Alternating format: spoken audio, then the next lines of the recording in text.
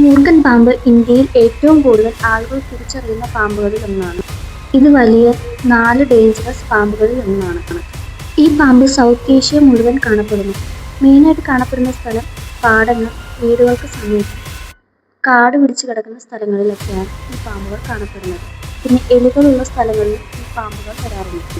ഈ പാമ്പുകളെ തിരിച്ചറിയാനുള്ള ഈസി ആയിട്ടുള്ള വഴിയാണ് ഈ പാമ്പുകൾ പത്തി വിടർത്തി അറ്റാക്ക് ചെയ്യുന്നത്. ഈ പാമ്പുകൾ പത്തി വിടർത്തി നിൽക്കുമ്പോൾ ഇതിൻ്റെ പിൻഭാഗത്തിൽ സ്പെക്ടാക്കിൾ മാർക്ക് കാണാൻ പറ്റും. ഇതിൻ്റെ കണ്ണ് റൗണ്ട് പ്യൂപ്പിളാണ്. പിന്നെ body slim, medium length 1 to 1.5 metre വരെ ഇത് വളരും.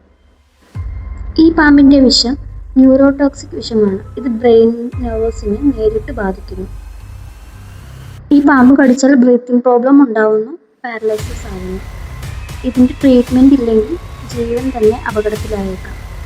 ഇതിന് ഒറ്റമരുന്ന് ആൻറ്റിവെനം മാത്രമാണ്.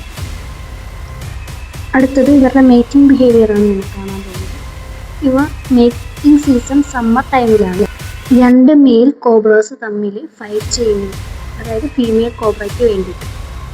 ഇത് ഫൈറ്റിംഗ് അല്ല, ഇവരുടെ രണ്ടുപേരുടെ ഒരു ഷോ ഓഫ് ആണ്. ഇവരുടെ പവർ, ഏറ്റവും കൂടുതൽ ആർക്കാണ് പവർ എന്നുള്ള ഷോ ഓഫ് ആയിരിക്കും ഇത്. മൂർഖൻ പാമ്പുകൾ മുട്ടയിടുന്നവയാണ്.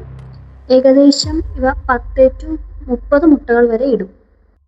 മുട്ടയിടാറാകുമ്പോഴേക്കും ഇവ കൂട് കൂട്ടി മുട്ടയിട്ടതിന് ശേഷം ഈ അമ്മ പാമ്പുകൾ ഈ മുട്ടകളെ പ്രൊട്ടക്റ്റ് ചെയ്യും.